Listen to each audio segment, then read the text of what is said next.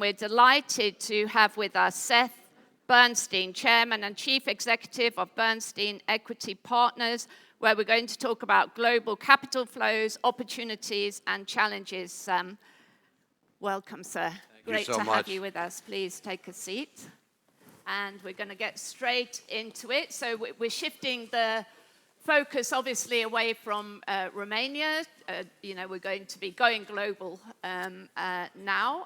But, your perspective from the US is extremely valuable to have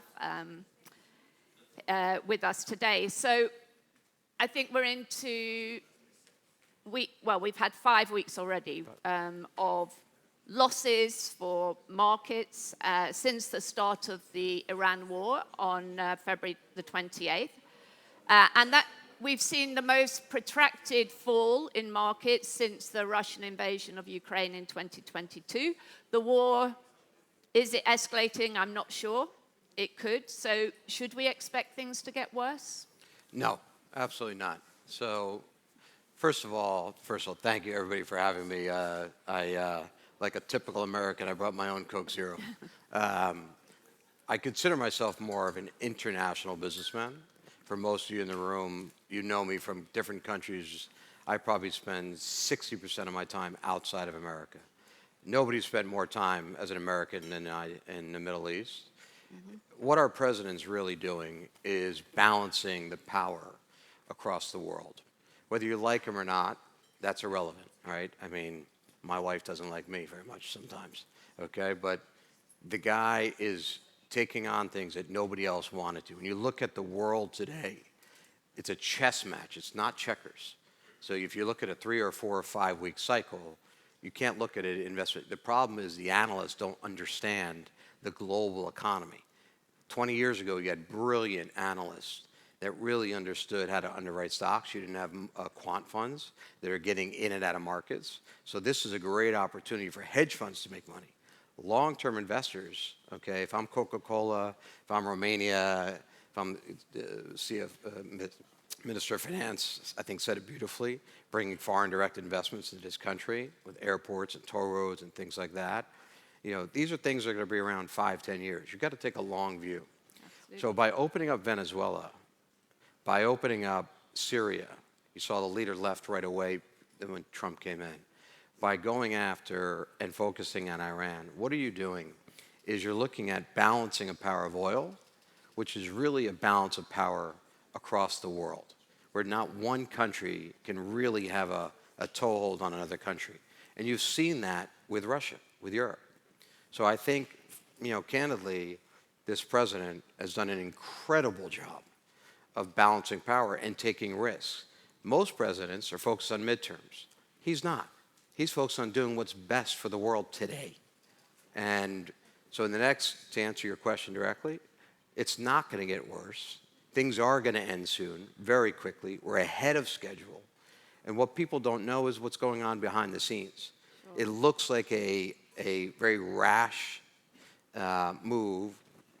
I've heard some very ignorant statements as I've been around the world, visiting with President Prabowo, who I find one of the most, brilliant leaders, in my opinion.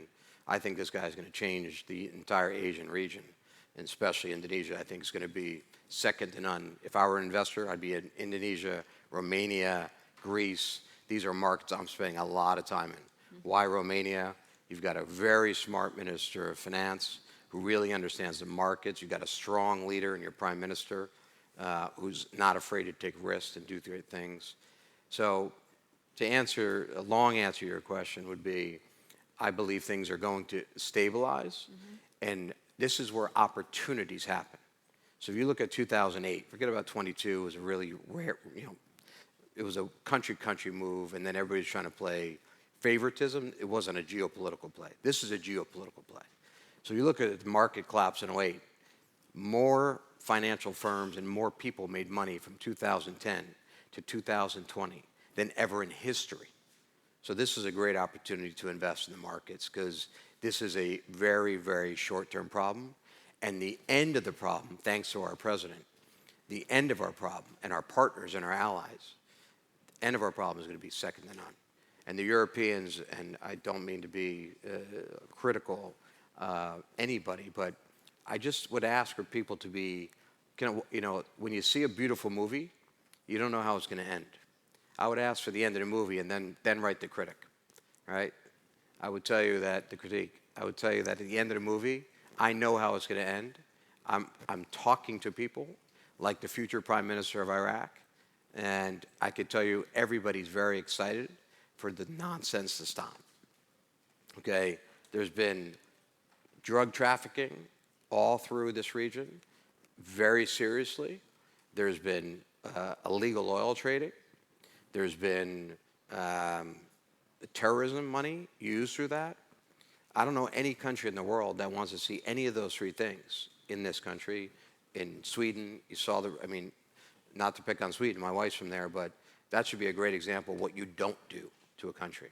Sweden was one of the greatest economies in the world in 2000. Look at it today. So.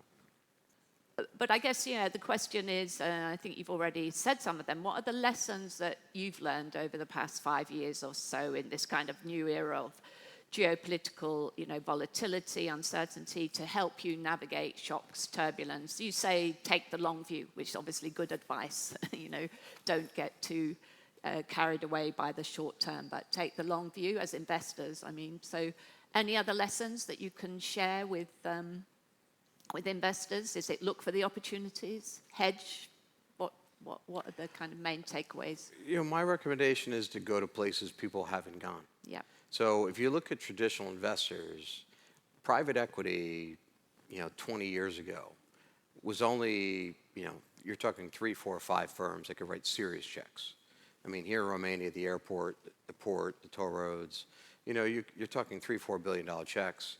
Very few people can do that. I heard a gentleman, I understand the thought behind it, but if you look at Mexico, you look at Poland, you look at many of these countries, which I'm very close to, the largest industry leaders, Carlos Slim. Carlos is the richest man in the world, but the country, the shareholders are not benefiting as much. He's worth 150 billion. The shareholders haven't gone up. Floating a company on a stock exchange, especially a state-owned business, the best thing is to bring in a private equity firm, not a country. A great example is, and I'm not, these are partners and good people, Abu Dhabi, Saudi, et cetera, but when you have a very prominent private equity firm, you have 37 countries' money. So you have pension funds from Canada, US, Mexico, Norway, Sweden, Saudi, Abu Dhabi. So when they invest in an airport or a port in a country, you have 37 countries behind you and protecting you. And floating a company where the very small liquidity with a 60% share owned by the government, I could show you the math. PPC, 3.5 times EBITDA. That company should be an 8-time business. The Athens airport, 7 times EBITDA, should be trading at 10, 11, 12, 13 times EBITDA. So when you float something with very little liquidity, the EBITDA goes up, the share price stays the same, so the multiple goes down. So I think the opportunity for an investor, in my opinion, would be to look at markets that people didn't traditionally invest in. Yeah. I'm very bullish on here in Romania, on infrastructure. I'm very bullish on Greece. Strong prime minister, very, very brilliant minister of finance, big fan. Strong leaders, and people that don't have so much from an international view. Remember, I travel the world, and I'm with prime minister presidents around the world and leaders around the world every day. I haven't been home in 6 weeks. I'll be going home for my 50th birthday tomorrow. So, or else my wife and kids are going to kill me. So I think going into Indonesia, nobody would ever thought to go Indonesia. Turkey, 70 million people, 60 million people. You got the airport. If I would have told you 20 years ago that you'd have 130 million people coming through Istanbul airport, I would have laughed out of a room. Today, it's the most successful airport in the world. It's going to pass Dubai this year. It is an incredible, not short of anything, but an incredible story.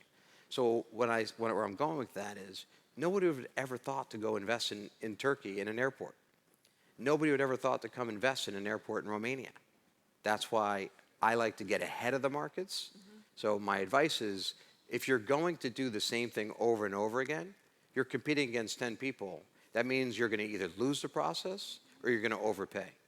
If you go into a market and partner with a government properly, the government goes up, tourism goes up, people in their country feel better about going in and out of an airport, they feel protected by the port, more tax revenue comes into the port and into the country, it's safer, you have United States people that are helping out. We really like to help out around the world. So my advice as an investor would be looking into markets that you traditionally wouldn't be investing in. Okay. I mean, there used to be probably much more of that in the old days when people looked at frontier markets where others weren't going, not venturing. There seemed to be in the past more appetite for that kind of risk-taking in a way. Seems to be less of it these days. So, I mean, in general, risk appetite seems to have declined. So it's reassuring that there's still people out there taking on risk. Not in a, obviously weighing up market size, quality of the political leadership and so on. Those things are important, you're saying. So let me just comment on that because I think it's important. There is absolutely no risk to invest in Romania. None. It's actually the most... No, not here. I'm talking about others. Even Indonesia, Turkey, Greece, these are great opportunities. You got to look at it as the next America, right? And having foreign direct investments, and this is where lack of the international markets, what the world wants to see in these countries is foreign direct investment. That's what, if I was the Minister of Finance of any country, I'd be looking at FDI. Because how do I get money in, reduce my debt to GDP, and how do I get money coming into the country to actually underwrite long infrastructure projects and using my own capital? And I love when I go to countries that say, well, we're only paying 3% debt from the local banks. And I say, great, that means the country's giving away money to you. That's the worst thing they do. Bank of America would never give Boeing a 3% loan, ever in history. So, U.S. is much more advanced when it comes to the financial markets. Obviously, just because of time and how many people now thought they've been investing in. But, I think this is very low risk and very big opportunity, especially right now. And if you look at, the war, it's a short thing. We're looking at, I would bet my life this is going to be over in the next 4 weeks. Okay. What about sectors? Are there particular sectors, do you think, that are a kind of surefire kind of win place to go or not? So there's no magic bullet in the world of sectors. So I'll give you a couple examples of just the way I think and the way we've put several $100 billion to work. When everybody was chasing e-com, I wasn't buying anything at 30 times EBITDA. So everybody's coming with all that, and they've made great money. Amazon, they've done incredibly well. But that's where there's risk, when you're paying such a high multiple. But what I said was, wait, you can't put a dollar bill into a phone, right? So what did we do? We bought a lot of credit card processing at 8 times EBITDA. The market, because the volume went up to 20 times EBITDA, and then we exited at 20 times. So it's really looking at where's the opportunity for advancement. If you look at stability, infrastructure, toll roads, concessions, ports, airports, you're going to get a 9, 10, 11, 12% yield. You could help build the country up. Country by country, it varies. The problem with most private equity is they forget where you come from. I grew up dirt poor, welfare, had zero my whole life. I don't forget where I came from. So just because you're flying around in a jet and you're living in a big home, and if you forget where you come from, you don't know where you're going. And you look at Indonesia, for example, you've got 80% poverty. How do I help those people go up? Because if you can get the lower income to middle income, it changes the whole economic environment for the country. So a simple thing like gift cards. Gift cards are not a gift. It's a prepaid card. And people are cashing their checks or using a wallet, money moving at 10, 11, 12%. If I make $400 a month, that's $40 out of my pocket. If I do put it on a card, a prepaid card, I'm saving $40 that's going back into that person's pocket, which means what are they going to do? That's disposable income that they're going to go spend money on, and tax revenues go up and they go up. So it's, as the old adage, our parents and everybody else tells you, it's not how much you make, it's how much you save. So I think there's opportunities market by market, region by region. In Greece, I think there's a huge opportunity in infrastructure. That airport could also, it's an hour and a half away. Why is one 130 and why is one 25 million? And you saw the impact on Turkish tourism. It's gone through the roof. The Minister of Tourism done incredible. Yeah. You have the same opportunity here with building one of the most unique airport tied to a logistics center, tied to a toll road going to the port. You create a whole eco-cycle, and you could become one of the largest logistic regions by far. You're right. I could throw a football. That's what I played football in college. I could throw a football to Ukraine, right? So it's the most valuable opportunity, in my opinion, here in this country. Anything you might share with us in terms of how you see things panning out over the next few years in terms of, global capital flows, where they're going to be going? What's your feeling about? I think you're next 5 years? Yeah, I think you've seen way too many people pivot to private credit, and I think the reason is candidly the lack of ingenuity and the lack of hard work ethic. So it's very easy to go write credit at underwriting debt instead of at 6% at 10%. Private equity is heavy lifting, and investing is heavy lifting. So I think where you're going to see the market change, me personally, Ares by far was the first person, followed by Mike Milken, who invented private credit. Ares came up in private credit in 1993. Tony Ressler was years ahead of this, 30 years ahead of this. Now everybody's following a model. Would you go build an Amazon today? No. They were the first to market. So I'd be looking at more of structured equity, where you have a floor and a ceiling. So if I come to any country where I think you're going to see a huge opportunity and where you're going to see a lot of countries and businesses take money is pref equity. So if I come in with a floor of 6%, they say, I just want a 6% equity return. But after 15% returns, it waterfalls back to the company or it waterfalls back to the country. So that the country gets the benefit the more they grow, and there's a very safe return, but it's not debt that I owe somebody anything, and I could take the debt off the current country's balance sheet. That's where I think the future of the markets will be over the next 4, 5, 6 years. Pref equity, I think you're going to see 60 to 70% of the market go to that.